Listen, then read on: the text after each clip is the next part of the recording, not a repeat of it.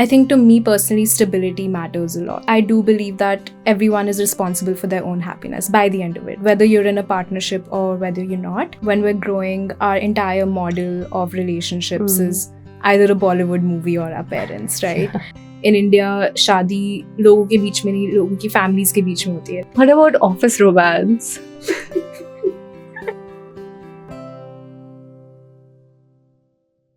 Hello and welcome to Love Handle, a series where we get real and unfiltered about love and relationships. Today I'm joined with Arushi, who has such a fascinating and interesting take on long-term compatibility and partnership. Hi Arushi, welcome to Love Handle. Hi Priyanka, glad to be here. Let's dive right in. You know, in our generation, I think we have it really hard with like all the swiping apps out there, and also the fact that we're not really dependent on anybody. Like we already have like fulfilled lives. So why do you think it's important for us to have that partner or have that companion? That's a very heavy question, but I'll try to break it down as best as I know it. I think what you said about having fulfilled lives, that is true to a certain degree, because I do believe that everyone is responsible for their own happiness by the end of it, whether you're in a partnership or whether you're not. But at the same time, I feel that a partnership is more of an avenue to grow even further, which you might not just by yourself or even with your friends or even with your family. Especially for family, you don't choose your family, right? You're just born into it and you kind of adapt and take on certain behaviors that you notice about around them. Friends, you do choose to a certain degree, but I think at least I have personally had the tendency of choosing people who are very much like me or very similar to me. Everyone likes to be in their comfort zone. And I think with a partner, that would be different as well. At least I personally would want to seek someone who actually inspires me to grow and, has those traits which are very different from mine, so that we both come together to form a unit that's even more powerful than just one being alone. That's how I view partnership. Yeah, I think it's like the concept like yin-yang or complementing each other's, qualities.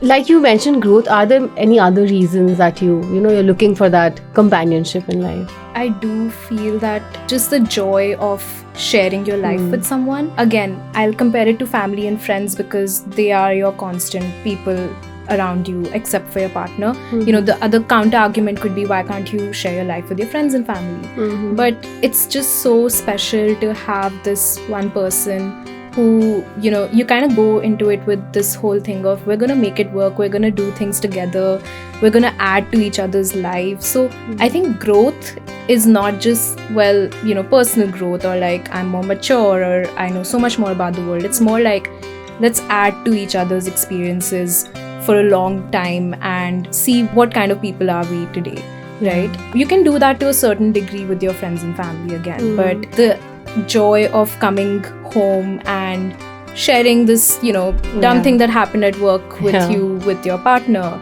or, just trying the new cool restaurant or like anything. Yeah, just the little sharing things, just sharing the little things. Yeah. And I think people have this fear that, like staying with one person for the rest of their lives. Do you think you have that fear or you're like over that? I think to a certain degree everyone has that fear, right? At least for the people who are not married yet.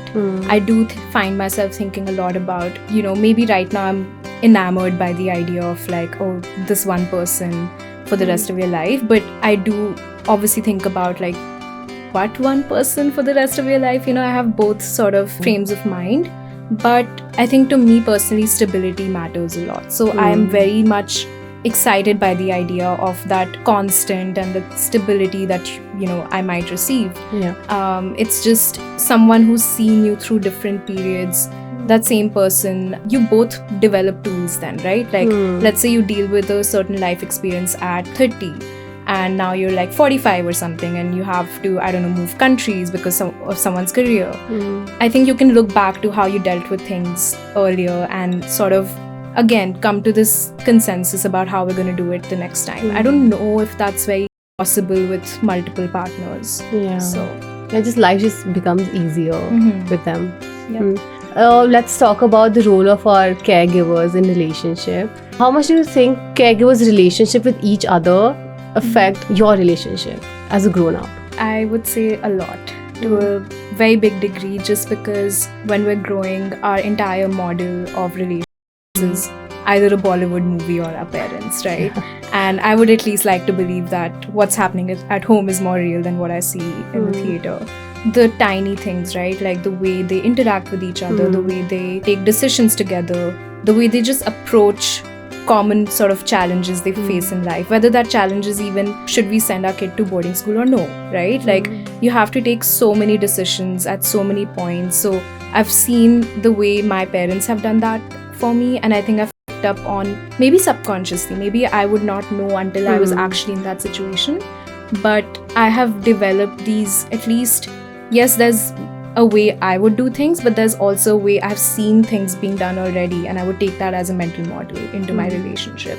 If you grow up in a household where your caregivers' relationship with each other is healthy, they have resolved conflict in really healthy ways, and they've sort of figured it out together, you could be assured that you would perhaps show up as that secure person in your personal relationships as well. Whereas if you've noticed that maybe one of the parents, whatever reason it is, right? I think growing up, we only see our parents as parents. Like that's just their sort of tag.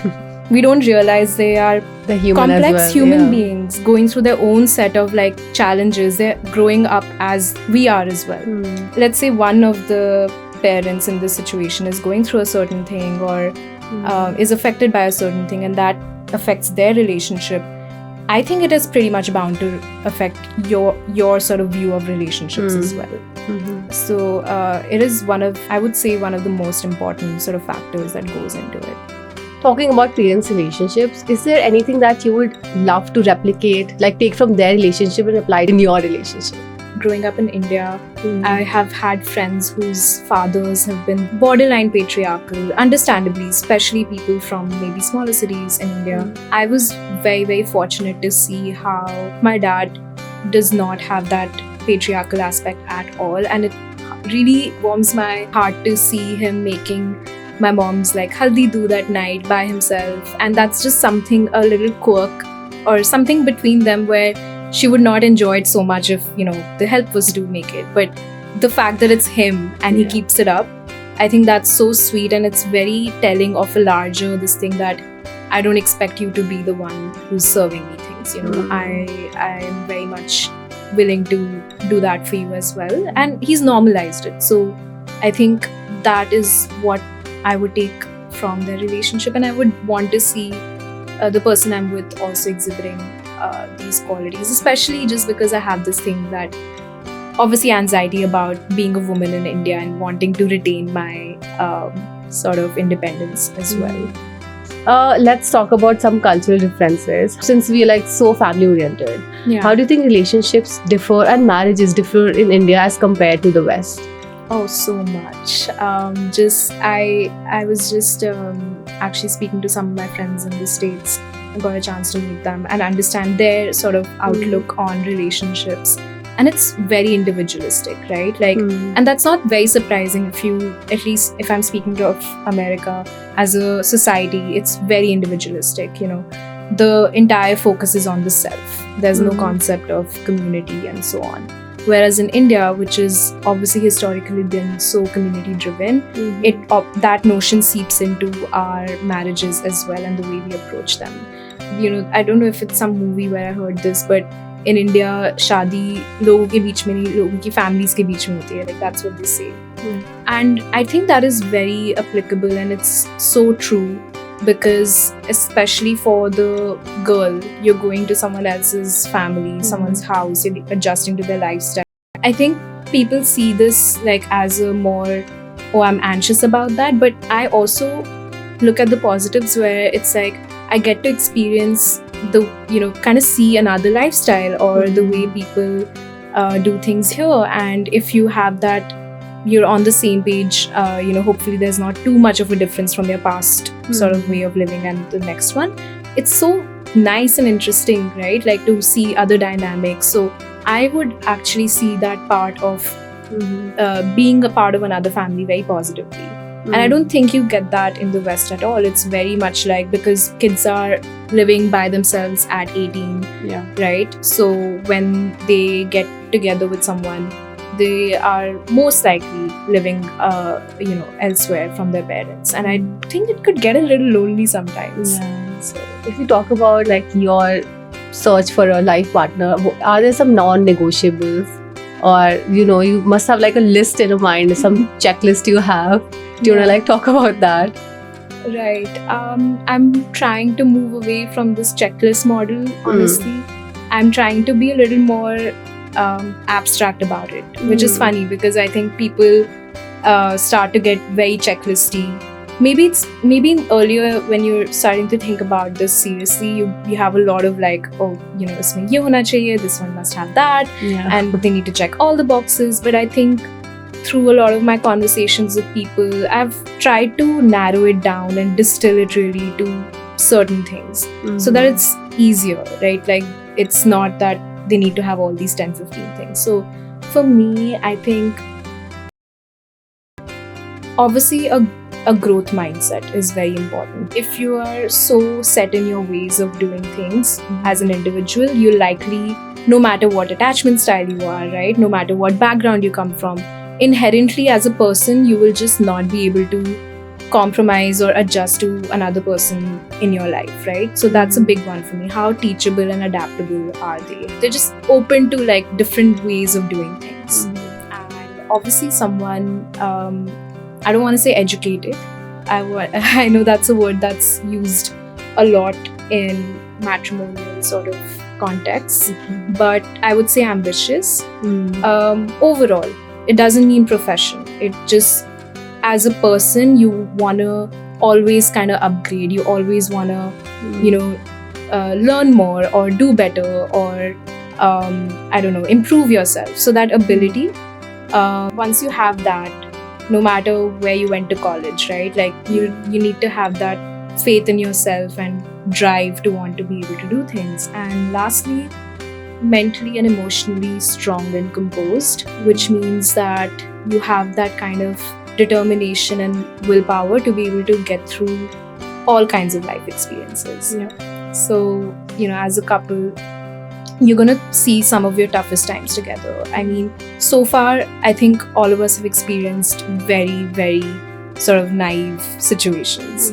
But you will likely experience, sorry to be grim, but like a death of a parent together, or, some kind of illness or some kind of relocation. Now, these are pretty grave situations in which you would need a partner who is able to sort of get through that with you and not like just completely disintegrate. So that's a big one for me. I think if you go through such situations together, that only brings you closer, but you need to at least have that basic ability. Wow, that was really insightful. Let's have some fun now. Let's do a rapid fire round. So I'm going to tell you some words, some terms, and you have to react to those. Okay. So the first one is situationships. Confusing and do not recommend. Okay. Live-in relationships. I think good, because you get it's like a free trial kind of. So I would highly recommend that. Okay. Paying on the first date. I have just been the one to split. Oh, you split on the first date? Yeah, I mean, I don't expect the guy to pay just because we both have come for a purpose and we both, I don't know. It seems very logical in my head. I wouldn't know otherwise. Ghosting. I think it's for the weak who do not know how to confront. Like, just be a grown-up, Nothing worse than leaving someone hanging. What about love bombing? It's a very, Gen Z term I've come across, but I think you need to weed out the ones who do it sincerely. Some people are just affectionate, that's the way they sort of express their love. But if it's too much that you feel like you feel kind of indebted to the person and you feel uncomfortable, I think it's time to have a discussion. What about office romance? I don't recommend it. Yeah. I think you have to be careful, but overall, I don't think you should mix business and professional with the person. Yeah. That was all for today's episode. For more such content, please like the video and subscribe to Verona. Verona, matchmaking reimagined.